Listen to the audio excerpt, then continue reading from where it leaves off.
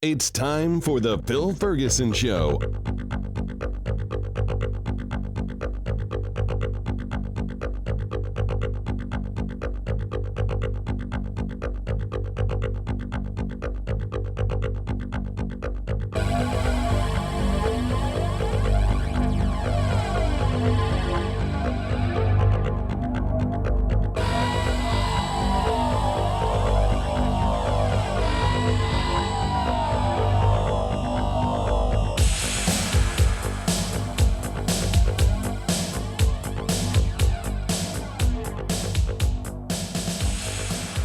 This is Phil Ferguson, and you are listening to the Phil Ferguson Show. Thank you so much for being here. I greatly appreciate it.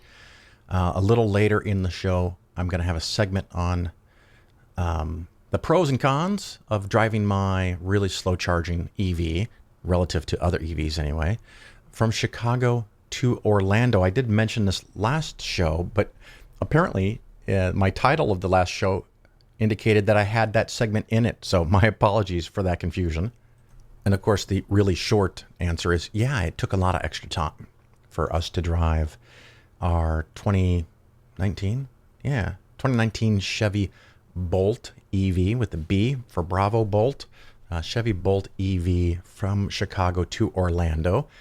It took a lot of extra time, like I said, but newer cars, faster charging cars with a little bit more battery range, you are going to be at a position where it is really close to parity with driving a gas car, assuming that on a long drive you might stop from time to time to stretch your legs or eat, or once or twice to get some gas.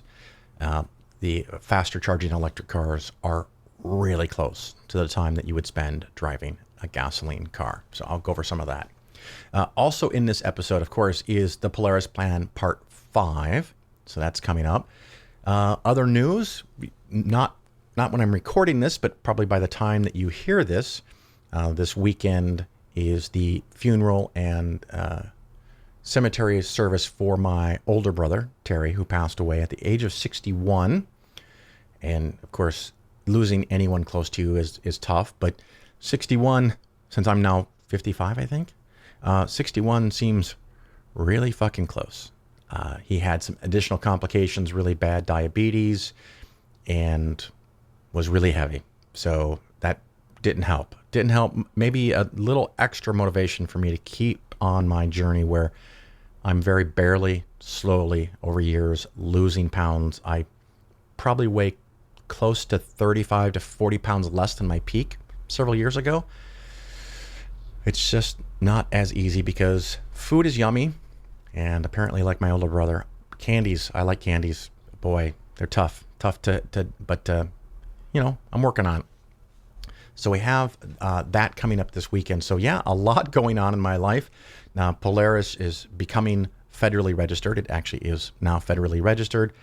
We're moving to Florida, and probably around October 1st might be the official day, that's what we're shooting for, of when we are officially not in Illinois and we are officially residents of Florida that from time to time visit Chicago. So that is fun and exciting and a lot of time consuming stuff all going on. But anyway, you're not here to hear about all that stuff. So we're going to take a quick break and we're going to talk about the EV trip to Orlando and part 5 of the Polaris Plan.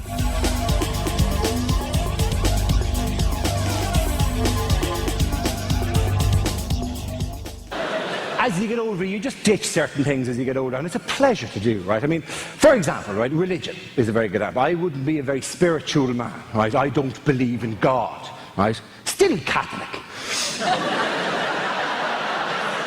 Because there's nothing you can do when you're Catholic. Once you've started Catholic, frankly, there's no real way to stop being Catholic. Even not believing in God isn't regarded as sufficient reason to get out of the Catholic Church. You'd think it'd be fairly fundamental to the whole thing, but no, Catholicism, the stickiest, most adhesive religion in the world. There's no website you can deregister online. You can't put up your membership card in front of a priest to go, feck you, I'm out of here, and walk away. You could join the Taliban. You'd merely be regarded as a bad Catholic. I'm presuming a large chunk of you probably were raised Protestant. Give me a cheer if you had any Protestant upbringing at all. A fair few of you, right? Now, when you do the wafer thing, right, and take the hooks or whatever, thing, it represents the body of Christ. It's a metaphor, it's a symbol of the body of Christ. Oh, not when you're Catholic. When you're Catholic, it actually is the body of Christ. You're supposed to actually believe that it turns into the flesh of Christ in your mouth. Nobody fully explained this to me as a child. I would have spotted the flaw relatively quickly in that. I would have gone, hang on, I might be 8, but I've eaten enough burgers, chicken McNuggets, right? Fish fingers and rashers to know there is no animal flesh in the world that jams itself to the roof of your mouth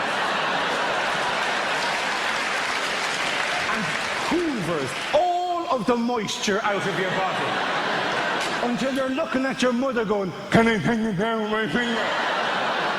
And looking at the roof of my mouth. And she's going, do not take it down with your finger. It's the body of Christ. Leave it where it is. They're making a show of me in the church. Desiccating me from the inside out. Desiccating, by the way.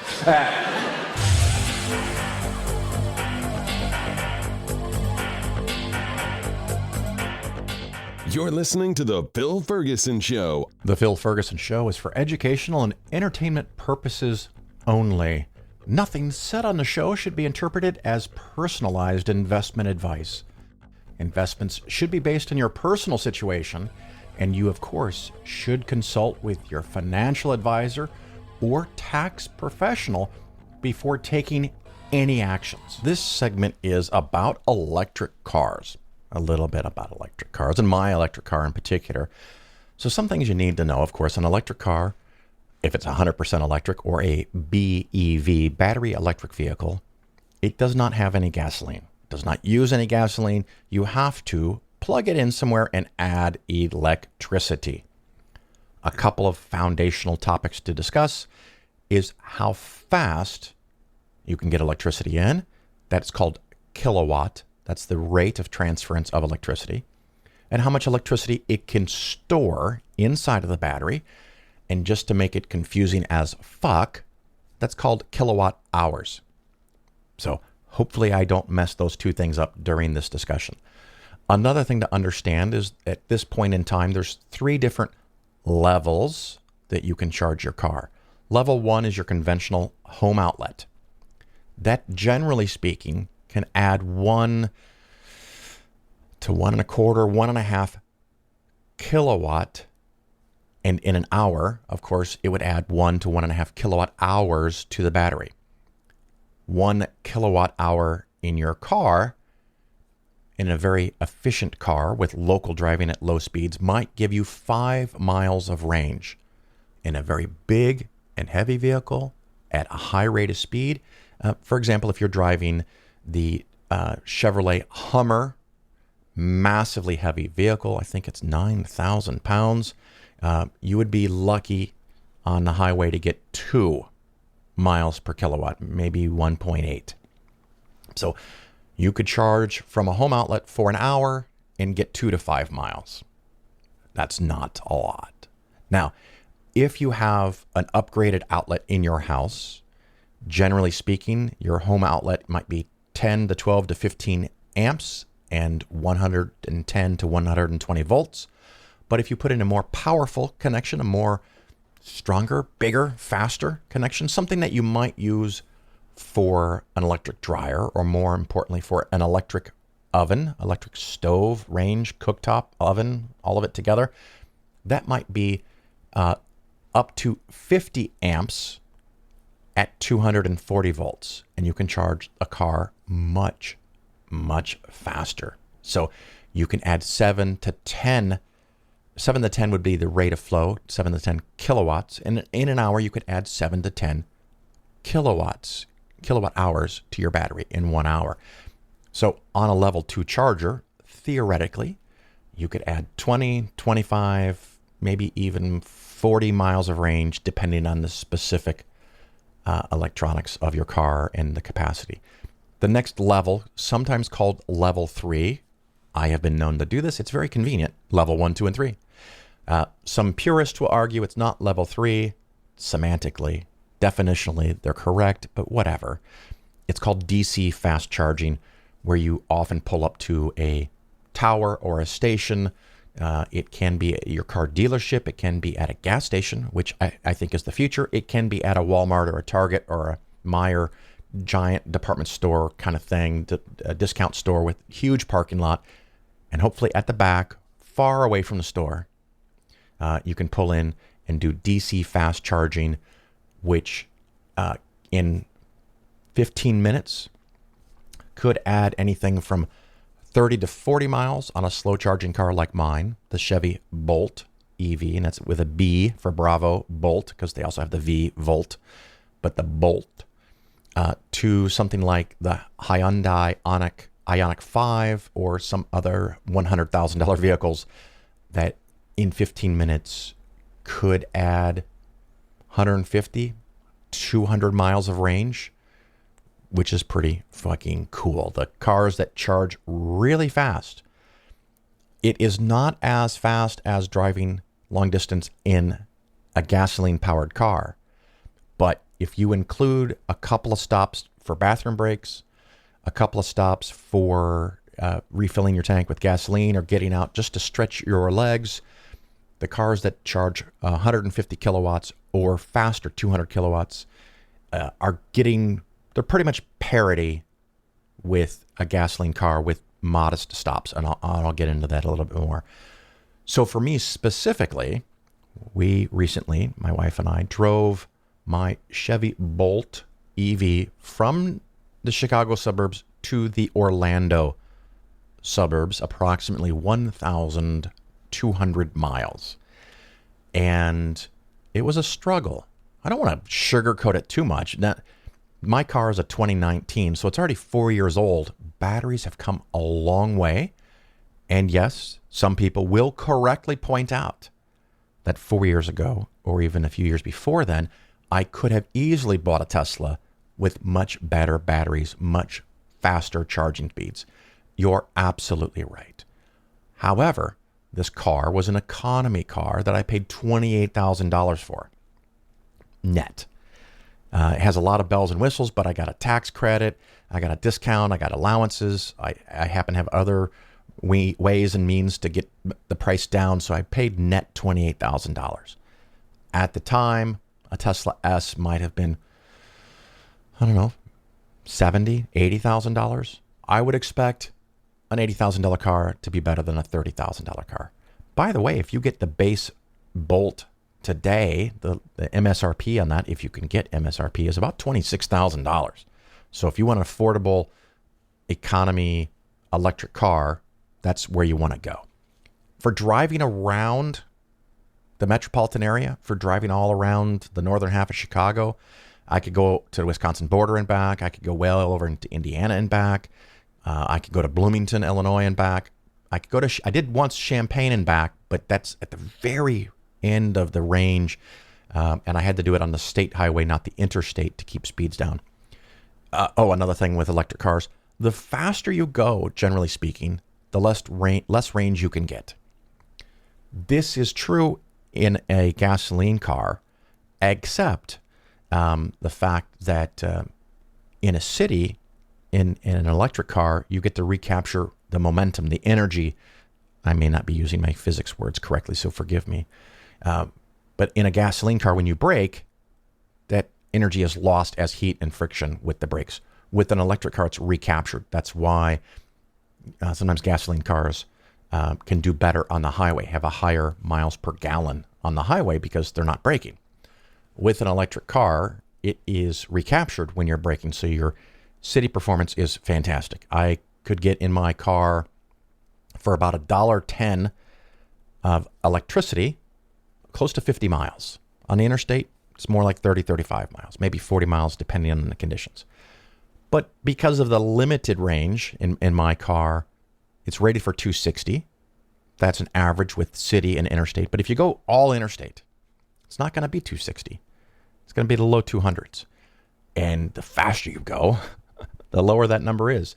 The more wind there is, the lower that number is. If the temperature is too high and you need air conditioning, or too low and you need heat, the lower that number is going to be. And we were very fortunate that our travels started when the weather was in the 70s. which not only is ideal for humans, but pretty ideal for conventional batteries. There are batteries that are wildly more efficient that run at super cold temperatures, but you generally don't have super cold temperatures when you're driving a car. You have temperatures that are built for humans, and so that's probably a good reason why those batteries work in those temperatures, because that's the world we live in. You don't want to spend more energy cooling and or heating the batteries up. The biggest problem with our drive was the start, and it's something that's driven me nuts for many years, the entire time I've held my car. Leaving Chicago, going straight south towards Memphis, towards Champaign-Urbana, there is not a DC fast charger until you get to Effingham. Yes, that's an actual name of a city, and they have like a 150-foot tall cross. You should go check it out. It's fucking ugly. But anyway, going south, there is now in, I think it's Bradley, Kankakee area, there is a Hyundai dealership that has a couple of DC fast chargers that are like 50 or 60 kilowatt is the maximum rate that they can take, which my car peaks out at 55. The problem for me is that's 30 miles away. You don't want to charge 30 miles after you left. Well, you don't really want to put gasoline in your car after you went 30 miles. But the other trick for battery-powered cars, it's not necessarily a terrible thing, but you should know it, is the fuller the battery gets, the slower the car charges, even with the right weather, even with the right charging equipment. So my car is a dinosaur. It's an economy car. It can charge at 55 kilowatt, theoretically, from around 0% battery to about 55% battery. It can charge at 55 kilowatt if everything is ideal, which is nice. But around 90% to 100%, it might not charge at 5 or 6 kilowatt as a rate of charge. So you're charging at 1/10 of the speed of my already modest charging rate. So there's not a whole lot of benefit of charging when the battery's almost full unless you have to. So the problem I had, without a whole lot of long distance driving to Effingham, which is about 180 miles for me, at high speeds while using some air conditioning, I probably would make it. I honestly would. And I could have slowed down to get a little more performance. But the problem I have is the phrase in the industry is range anxiety. I don't really have range anxiety. I know how far I can go. I have charging anxiety. And the towers in Effingham are pretty darn reliable, and they're probably working 98% of the time. But what if it's that 2%? What if I show up and my battery's really low? Well, then you go to another charging station, like you would go to another gas station in a regular gas car. The problem is, in the state of Illinois, outside of St. Louis and Chicago, there aren't a whole lot of fucking gas stations or electric charging stations yet. In Chicago, they're everywhere. Absolute fantastic development. And I use as contrast the state of Michigan, which has made a huge effort, and there's probably a charging station on average every 15 miles. You might have a stretch of road where it's 30, but they're all over the place. Well done, Michigan. The same is true for places like California and many other states in the United States. Illinois is not the case yet, but they did pass a law that effective July 1st of 2022, they're taking bids and starting to award funds from Volkswagen's Dieselgate settlement to start putting in more DC fast charging, aka level 3 stations throughout the entire state of Illinois. So that'll get better. But for today, I have this big gap. So we decided to go a little bit southwest towards Bloomington, Illinois. We actually went to Bloomington, Illinois, used the charger there, and then dropped pretty much straight south on state highways to get to Effingham. So even if the Effingham charger wasn't working, I now had enough range to go to the next charger, which was 70 miles further south in Mount Vernon. And it cracks me up because Mount Vernon is a little podunk town. I don't know if it has 5,000 people in it, but Champaign-Urbana, which we would have to drive through on 57, has not a single fast charger. I don't know why it got skipped. It has multiple interstates. It has 57, it has 74, it has 72, but no fast chargers there for non-Tesla cars yet. It'll be there. It just hasn't happened yet. So we added the time to go kind of the wrong direction. We added the time to charge in Bloomington and then went to Effingham, charged there successfully. Matter of fact, every single place that we went to on our entire trip from Chicago to Orlando, the charging station that I had selected worked flawlessly. On day one of our 2-day drive, but on day one, we drove to Nashville. The reason we stopped at Nashville is because we had conveniently scheduled at this time, or we conveniently scheduled our drive at this time. We stopped to visit many, many good friends at NanoCon, Nashville Nuns Convention, a annual event that has skipped the past 2 years because of COVID, and had a absolutely fantastic Saturday meeting and talking to many, many friends. Then on Sunday at stupid o'clock, we did the remainder of our journey. Now, Nashville is not halfway from Chicago to Orlando. It's probably more like a third or 40% of the way. So our second drive was much longer. In a conventional gasoline car with no stops, maybe 2 stops for 5 or 10 minutes, 15 minutes to get some gas, it could be done in 12 hours in a conventional car. If you went faster, over the speed limit, 5 to 10 miles per hour, maybe 11 and a half. Fine. I'm not going to compare it to the ideal quickest speed. What I'm going to do is I'm going to add an extra hour and say it's 13 hours. And the reason for that is on a 12-hour drive, or now a 13-hour drive, even in a gasoline car, I'm going to stop for gas once, probably twice. Who knows, maybe even a third time I would stop and add a little bit. I might stop during those same times to eat. I might stop at alternate times to eat. Generally speaking, I get so bored and tired of driving that every hour and a half to 2 hours, I'm going to stop for 10 or 15 minutes just to stretch, to walk around, to go to the bathroom, to get gas, to get food. So I would stop multiple times. That's what I would do. So I think that's a more reasonable comparison for me. So I'm going to call it probably at the lower end of the time frame, a 13-hour drive. In my Chevy Bolt that charges at a peak speed of 55 kilowatt, it was a 17 and 1/2 hour drive. So yes, for me and my wife, driving that distance in the electric car added 4.5 extra hours. Now, we left at 5 a.m. and we got to Orlando by 11. I think that works out to 17 hours. I'm rounding, give or take. Maybe it was 10:30 or 10:15 or something. Long day. Now, we had it all planned out, and we could have done it better. We could have charged a little faster because, like I said earlier, there's this game that you don't want to get at a charging station at 60% battery and charge from 60 to 100% because it gets slower and slower, as I discussed earlier. So the ideal situation from a charging speed perspective is you want to get down to something like 5%, charge to 55%, and then go to the next charger. Maybe up to 60% or 65%, depending on the distance. But if you get down to 5%, you might only have 20 miles of range.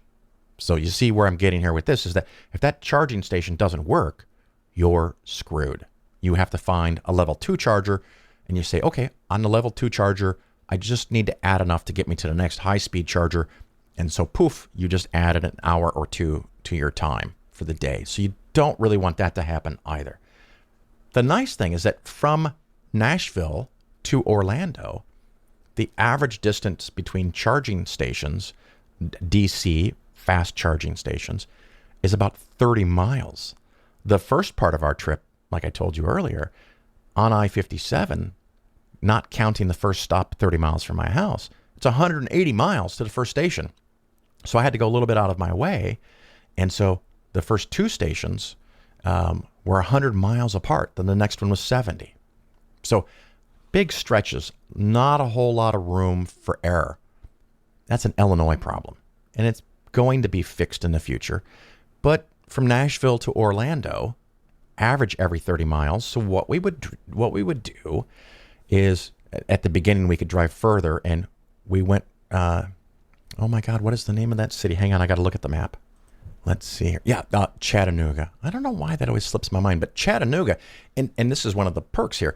In Chattanooga, there are 4 different locations that you can do high-speed charging. So I can risk the battery being a lot lower because if the place I pull into doesn't work, I just go to another location a few miles away. It's not 70 freaking miles like it was in Illinois. So we charged in Chattanooga, and then we were able to drive, give or take 100 miles south and charge around Marietta. I think that's how you say it. It's northwest of Atlanta. And we didn't have to charge then. I could have charged in Atlanta, but I wanted to charge before Atlanta and drive all the way through Atlanta without fucking around with stopping in a big metropolitan area if I could avoid it. And we successfully did that. Let's see, we went down to Forsyth, which is in southern Georgia. And then I think the next town was Cordell, Valdosta, and then Gainesville, Florida. And then we went to our house. So every 100, 120 miles, give or take, because the stations weren't always exactly where it would be ideal for charging speed times, but they were spaced out quite well. I think almost every station we used on this trip was Electrify America. Worked 100% of the time. I'm very excited about that. And the stations sometimes are a little different than gas stations. And I don't know that it's necessarily better or worse, but for Electrify America, you pull up, you take the connector, you plug it into your car, and you start the machine with an app on your phone, and you've pre-registered with an account. And you tell the app, start the charge, and the charge goes through a few communications with your phone and the tower, and it starts charging. Again, if we had gotten to each location with a lower percentage of battery, we would have been able to charge faster for a greater part of our drive and probably cut 30 to 60 minutes off of that drive. In the future, I'm looking at cars that can charge 150 to maybe 200 kilowatts, so 4 times faster than my car. That makes a huge difference because what were sometimes 30 to 40 minute stops in my Chevy Bolt EV, instead of 30 to 40 minutes, you're talking 8 to 10 minutes in a car that charges at 200 kilowatts or above. The one I mentioned was the Ioniq 5, and not only does it have, my Bolt has a theoretical 260 mile range, the Ioniq 5 is 302, 305, something like that. And you think, well, 40 miles is not that much more. It's not. But that means there's 40 miles more you can drive and get down to a low state of charge, and you have more room to charge at a high speed. So the magic that creates is that instead of stopping every 120 miles for our trip because of the locations of the stations and because we wanted to have some security in knowing that we could probably make the next station if something didn't work, in the Ioniq 5, that average 100 to 120 becomes 140 to 150 to 160 miles between stops. And so now you're stopping less often. It's not the charging time at that stop, but it's getting off, getting to the station, finding it, connecting, using the app. It's only 5 or 10 minutes at each stop, but if I can skip 2 stops, I could save half an hour there. But it's the charging speed. That's the real thing. And of course, in the future, when electric stations are more frequent, and not every 50 miles, but there's one virtually at every major exit along an interstate, you can drive the car more efficiently. But in the Ioniq 5 today, when I talked about an electric car with some modest stops, food, gas, stuff like that, you might spend 13 hours driving. I did the calculations on an Ioniq 5, and it worked out to about 13 hours and 15 minutes. So come on. You're not going to notice the 15 minutes. You're just not going to notice it. You get an extra stop or two. You often will, unfortunately eat fast food because you're trying to go quick. But maybe if I only have a 13-hour drive and I have a 14-hour day ahead of me, I could stop somewhere and spend an hour for lunch and not care about it. But a much faster charging car with a little bit more battery, 300 plus miles of range, you are now talking very long distance driving. And I think on this second day, something like 700 plus miles, that is virtually on parity with a gasoline car, with the underdeveloped, the limited infrastructure for charging electric cars. That is today, and that is not Tesla. And it would have completely solved my problem in Illinois. Matter of fact, I would have saved easily an hour by not going through Bloomington and then a state road down to Effingham. I could have just hopped on 57 and driven down to Effingham and charged there, because if it didn't work, I would have still easily had enough range to go to the next location. So on our first day, I probably would have had identical to gas driving time, and on the 700 plus mile range within 15 minutes of gas driving. So once there's more towers and more places, we get to the point where it's just depends on when you want to stop. And so the driving is effectively the same. For this trip, I did sign up for Electrify America. And just for financial numbers, by the way, I didn't do the total. I should have done the total before I got it and started this segment. But most charging stops, I was adding $3 to $5 to $6 of electricity. So the car, even on the interstate, even with the higher prices for charging stations, I was probably paying $2 to $2.50 for the amount of range I would get from 1 gallon of gas. So when gas is $4, $4.50, $5, I think some of the places in southern Georgia was really close to $4. We're paying $2 to $2.50, maybe close to $3. I know, I don't think it's even that high. $2.50. We'll call it $2.50 for the equivalent energy in electricity as compared to gasoline in the electric car at high-speed charging stations all along the roadside. At home, when the electric rates are modest and not at peak summer times, it costs me $1, $1.10, maybe $1.20 to charge my car. If I signed up for overnight charging discounts, I could possibly, depending on your electric utility and how much of a discount they give you at night, and if you carefully charged overnight, you might be able to get a gallon's worth of range from the electricity for 70 to 90 cents. It's a big deal. No spark plugs, no belts, the brakes will probably last the life of the car. So wickedly cheaper cars once you get past the price of buying them. And like I said, for a local or even regional, because up to 300 or 400 miles in my Bolt, it adds some time, but it's not that big of a deal. But for 1,200 miles, it was a buzzkill. It wasn't horrible. We planned it out. We knew the time. You can do it. But for long distance, you need something that charges faster or has a little bit bigger battery.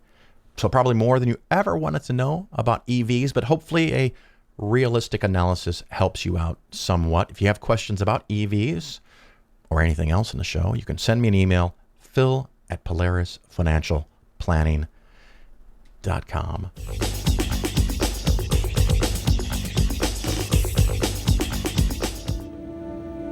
Pace e lunga vita. Lunga vita e prosperità. And they told me the story all about this guy named Lehi who lived in Jerusalem in 600 BC. Now, apparently, in Jerusalem in 600 BC, everyone was completely bad and evil, every single one of them, man, woman, child, infant, fetus. And God came to Lehi and said to him, "Put your family on a boat and I will lead you out of here." And God did lead them. He led them to America. I said, America? From Jerusalem to America by boat in 600 BC? And they said, yes. Then they told me how Lehi and his descendants reproduced, and over the course of 600 years, there were two great races of them, the Nephites and the Lamanites. And the Nephites were totally, totally good, each and every one of them, and the Lamanites were totally bad and evil, every single one of them, just bad to the bone. Then, after Jesus died on the cross for our sins, on his way up to heaven, he stopped by America and visited the Nephites. And he told them that if they all remained totally, totally good, each and every one of them, they would win the war against the evil Lamanites. But apparently somebody blew it, because the Lamanites were able to kill all the Nephites, all but one guy, this guy named Mormon, who managed to survive by hiding in the woods. And he made sure this whole story was written down in reformed Egyptian hieroglyphics chiseled onto gold plates, which he then buried near Palmyra, New York.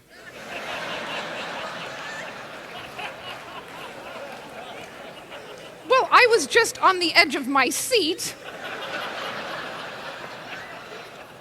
I said, "What happened to the Lamanites?" And they said, "Well, they became our Native Americans here in the U.S." And I said, "So you believe the Native Americans are descended from a people who were totally evil?" And they said, "Yes." Then they told me how this guy named Joseph Smith found those buried gold plates right in his backyard.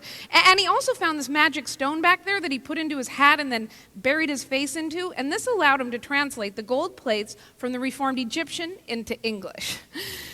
Well, at this point, I just wanted to give these two boys some advice about their pitch.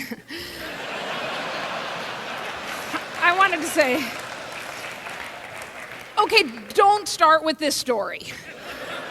I mean, even the Scientologists know to start with a personality test before they start telling people all about Xenu, the evil intergalactic overlord. You're listening to The Phil Ferguson Show. The Phil Ferguson Show is for educational and entertainment purposes only.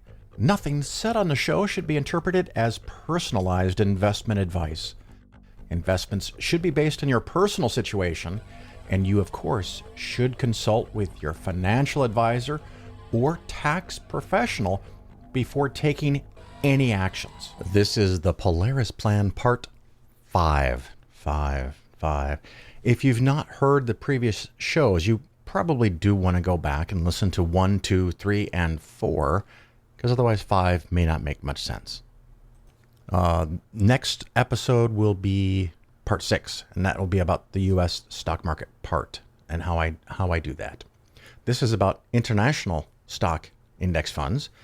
If you want to hear kind of an overview of the plan, that's more 1 and 2, and bonds and the breaking down between stocks and bonds and all that stuff. And of course, a quick caveat that you don't have to do all the stuff that's in this outline plan, and maybe if you don't have a big portfolio, you won't even be able to do this. There are some different things you can do if your portfolio is smaller. And I always hate to say it's smaller because for you, $30,000 might be a huge amount of money. It's just you can't buy a whole bunch of funds that each require $3,000 minimum if you have $30,000. I mean, you could buy 10 of them, but they would all be 10% of your portfolio and it wouldn't be in the right balance. So under 200, 300, actually probably under 500,000, doing this all out in the detail in the ratios that I'm talking about in the show might not be doable for you. And you can trim back and make it not as complicated.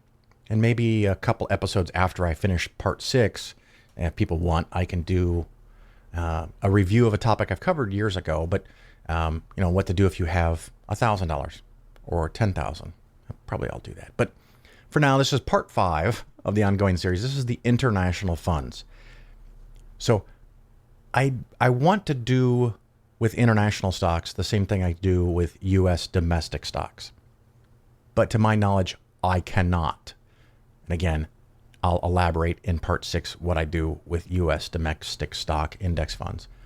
So the international, I've tried to get it kind of the same thing. So not surprisingly, I guess, or coincidentally, whatever, I use 6 different international stock funds.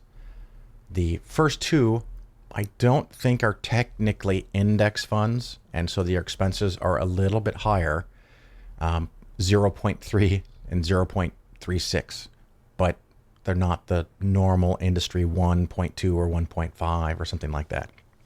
But they're also not below 0.1%, which actually is much harder to do in international investing. So the expense ratios are a little higher. How much do you want of your stocks to be in international versus domestic? I covered that in Part 4.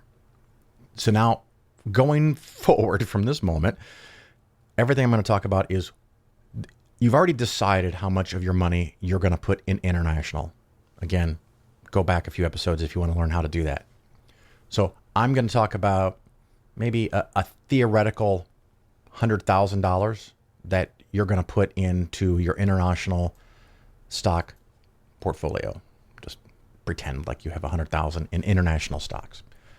So I'm using 6 funds. One is, they're all Vanguard and Vanguard funds. 4 of the 6 are indexes. 2 aren't. The first 2 are not index funds technically. It's the Vanguard International Growth and the Vanguard International Value. And those are meant to represent pretty much large cap stocks, international large cap stocks. The International Growth, if you have a few more dollars and you can get the Admiral shares, the symbol is VWILX. I got to zoom in on that a little bit. That's kind of small. I want to make sure I get this right. VWILX. And so in that position right now of the international portion, I'm putting about 16%. The next fund I use is VTRIX, which is the Vanguard International Value Fund. And again, I'm not using global funds. I'm using international funds. Generally speaking, in the industry, global funds include the U.S., international funds include everything except the United States. If you're not using Vanguard funds, you may want to check to make sure that that's actually the case and how it works with the funds that you're choosing to use. For the second fund, the International Value, I currently have 24%. Again, this is 24% of the money you're allocating to international stock investing. Historically, that might be 20-20. 20% growth, 20% value. But just like I've talked about in bonds and what I will talk about in U.S. stocks, for the last 5 to 10 years, value has underperformed growth. So, following a slightly contrarian philosophy, I have it at 16 and 24. So, the value is weighted higher than the growth, which, okay, happened to work out really nice in the last several years. As an example, 12 months ending June 30th. And I'm doing that because we're in August of 2022. And I don't pull the daily data. I try to pull once a quarter so that we can double check. So you can go pull this up somewhere and look at the quarter ending. Otherwise, you have to know every day that I pull up a number, because the market lately has been going up and down 2, 3, 4% in a day. So it can matter even a couple days later, you get a different value.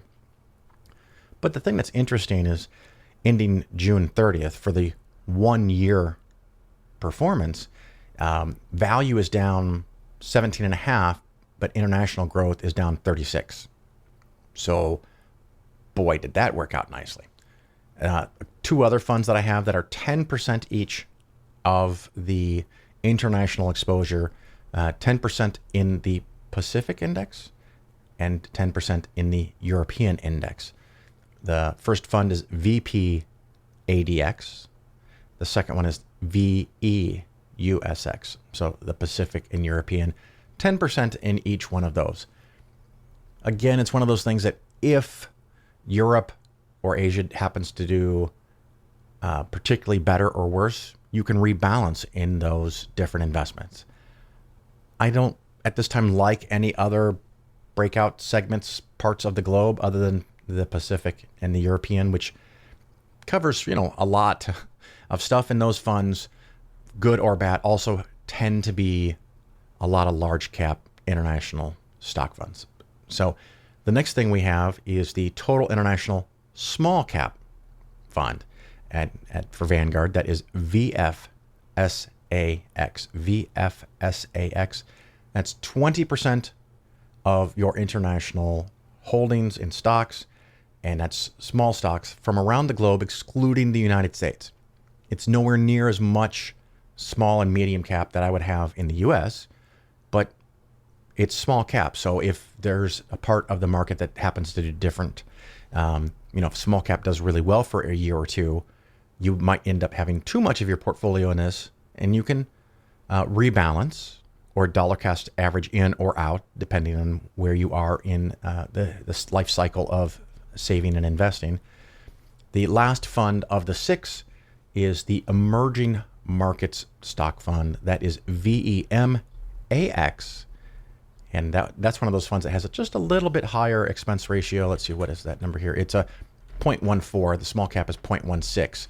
The domestic index funds are below 0.1, sometimes 0.6, 0.06, 0.05, 0.04, that kind of stuff. There are even some companies that have 0% expense ratio, but somehow don't do as well as Vanguard index funds. That maybe can be another future topic for the show. But we have large cap growth and value, and those again are 16% and 24%. Pacific and Europe, 10% each. Small cap and emerging markets, 20% each. And with a little luck, that all adds up to 100%. So that's the current mix. If you're in that ballpark, it's fine. If you want to drop out Pacific and Europe so that you don't have those two smaller positions in international, that's fine. It's not a problem. I do really want some exposure to international small and emerging markets. So if you wanted to take a slightly more conservative approach, you could reduce those percentages. But there are times where large cap and the big names don't do well, and the small caps and the international do. Also, theoretically, international small caps and emerging stocks might do a little bit better than known companies that are in the large cap or the developed world or the growth and value funds that have a lot of the larger stocks. So want to be a little bit in everywhere, and you can adjust. And again, if one or two of those positions, one or two of those funds don't do as well as everything else, if you're adding money, that might be a place where you add the money. If, on the other hand, you're taking money out, you might want to pull out of the one or two funds, whether they're domestic or international, that have done the best. This creates kind of a mechanism for rebalancing. So you can rebalance without adding or taking away money, but you probably have to sell something. But if you're adding money or taking out money, that's even better. If you can do it with money that you're adding, you don't create or run the risk of creating a tax consequence. If you're taking money out because you're in retirement, well, you're going to pay the taxes somewhere on something. So why not take it out of the things that have done the best? So that's just a way to break it down. I think this is the shortest part of what appears to be a 6-part series on the Polaris Plan. This is the breakdown of the 6 funds that I'm currently using in international stock, part of your portfolio. And again, you don't have to do exactly this. If your portfolio is smaller, you maybe can trim out a couple of those funds. If it's really small, you can just do the total international index and put 10,000 or 20,000 in there. Keep it really simple. But hopefully that helps. So that wraps up part 5 of the Polaris Plan.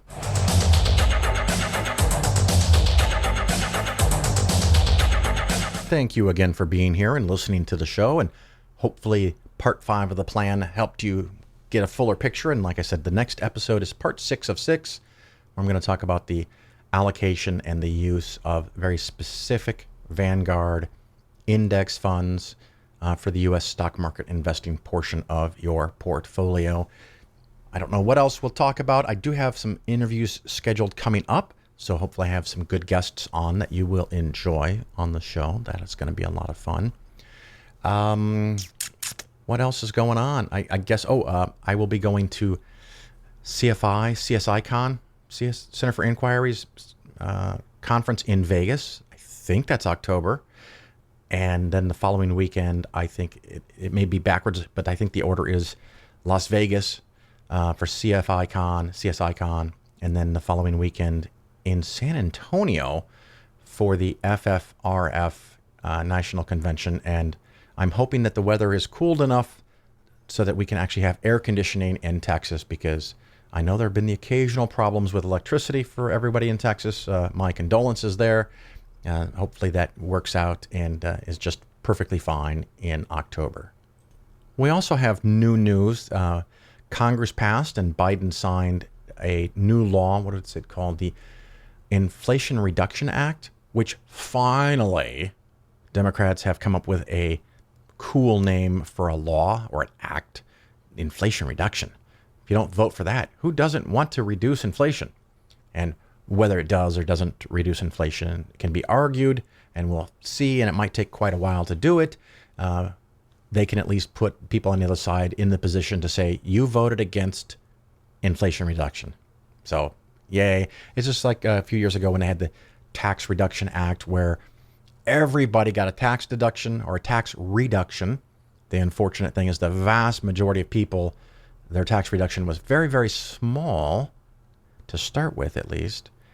And then over the following years, which we are now in that process, those tax bills get bigger and bigger. So after 8 or 10 years, the really wealthy people are going to maintain their tax cuts, where the average people, 70, 80, 90% of the population, are going to be paying more in tax than they were before the tax reduction bill was passed. Pretty clever, right? So you raise people's taxes and you call it tax reduction. Very, very clever. So that's something the Republicans are really good at. Damn it.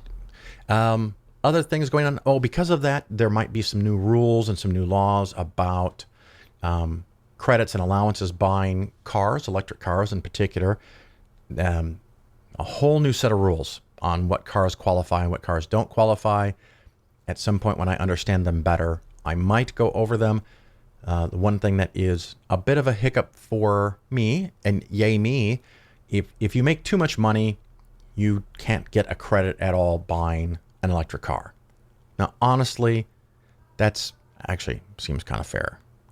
Why are we giving $7,500 credit to people that can afford a $100,000 car or a $60,000 car, or who have really, really high income? This is meant to help people that, are buying a normal car, have a normal job, and they could use a little help getting an electric car. There's also a increase in the federal assistance when putting in solar panels and battery storage in your house. In the past, that had been a 26% credit. It's now 30%. And I think it's effective now, although there is a possibility that that becomes effective on January 1st of 23. I'm going to have to learn about that still. And of course, after I learn about that and maybe talk to some installers in Florida, I'll probably go through the process of getting some quotes and some bids and figuring out how much it would cost and how much the allowance is from the federal government, hopefully 30%, and how much comes from the state and or the electric utility, to see how that works out. Because in the Chicagoland area, my solar panel installation in theory had a gross value of $33,000, but because of federal, state, and utility allowances and credits, my net out of pocket after everything settled down was about $13,000. And I expected in 6 to 7 years to save enough on electricity to have recovered my $13,000. But like many of you, maybe your electric rates have gone up as gas has gone up, coal has gone up, natural gas has gone up. Everything is more expensive.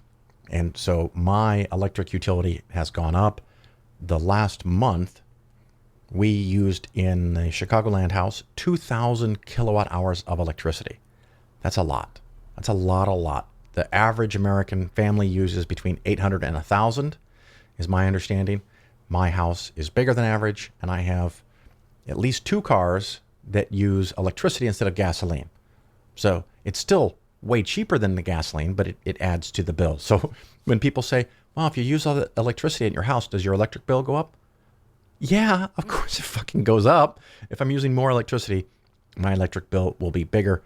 The really big shock for us is, while historically our monthly average electricity rate is about 12 to 13 cents per kilowatt hour, the last bill that came in, it was between 18, maybe 19 cents, which, okay, it's pennies, but if you normally have a $200 electric bill, you can now have a $300 electric bill.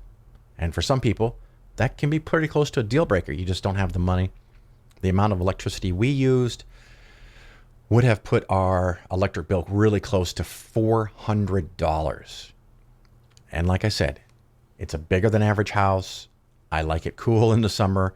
I like it not to be humid inside the house. I have, my office here, so I'm home all the time. My wife's home all the time. Our daughter lives here and uses electricity, and we have electric cars, so that all accounts for it. But because of the solar panels and the amount of electricity they created over that same time period, my actual electric bill, the amount of money I had to pay, was around $80. So the solar covered something like 75, is that right? 75% of the bill. So I'm very happy with that. Hope that continues. And of course, the solar panels become more and more valuable as electric rates go up. And with other energy sources, my expectation is over the next few years, over the next 10 years, over the next 20 years, the cost of electricity for a variety of sources is going to just go up, up, up, up, up. And so the solar panels become more and more valuable. And now with an even bigger federal tax credit, check it out. Get multiple quotes. I had 3 quotes that were 3 very different prices. I'm talking about $10,000, $15,000 difference between one quote and another quote. And one company, the one I used, which Certasun, I don't mind saying it was Certasun because they did a great job. I'm very happy with it. They gave me a quote. They said, this is the price, this is the federal rebate, this is the state rebate, these are the allowances you get from your utility company, and this is what you would pay. Real straightforward. The other 2 started with prices that were like $45,000 to $50,000 and had way more games. One of them told me that they'd take something like $10,000 off if I signed in the next 24 hours. Which, and this is weird for me. I guess it won't surprise regular listeners. And I had told the guy in advance and said, I don't like games. I hate them. So you have 1 hour. Tell me anything and everything you want about what you do, why your CEO, why your founder is magical, and why they're so awesome, why the panels you use are better than anyone else's panels, whatever. I will sit and listen for 60 minutes, whatever you want. But when you're done, you give me one price. You can tell me how it's calculated, but you give me one price. If you make a game out of it, I'm not buying it from you. But apparently this guy had a routine and couldn't break himself from the mindset. So when he says 50,000, but we'll take 10,000 off if you sign in the next 24 hours, I had to then explain that he just wasted an hour of his time and of mine because I cannot buy from him. And he was like, what do you mean you can't buy from me? I go, I told you at the beginning, I am not interested in any game. So, poof, he was out. I can't reward the behavior that I said I would not reward by doing business with you. That's just me. I'm weird like that. So, as I go through the adventures of solar panels a second time in Florida, I'll keep you posted. If you have any questions or topics that you think I should cover on the show, let me know. Oh, I was going to do another little Bitcoin rant. It's getting late. We'll do that in the next show. In case you hadn't heard, more stolen Bitcoins, more businesses collapsing, more bankruptcies. It's a ginormous crypto shit show. And maybe I'll go into that in the next episode. If you own any crypto, my argument stands. Get the fuck out. There you go. That's the quick and easy. And of course, for Bitcoin specifically, I'm not taking the position that it won't work. I'm taking the position that it cannot work. It is inversely scalable, and there will be a day that it fails. And even if it doesn't fail, it's not going to be any kind of regular investment kind of thing that's going to get you to retirement. There's my thoughts and opinions. I could be wildly wrong, but maybe we'll talk about that more in the future. Thank you again for listening. I do hope to see you out there on the road sometime soon. Until then, ciao.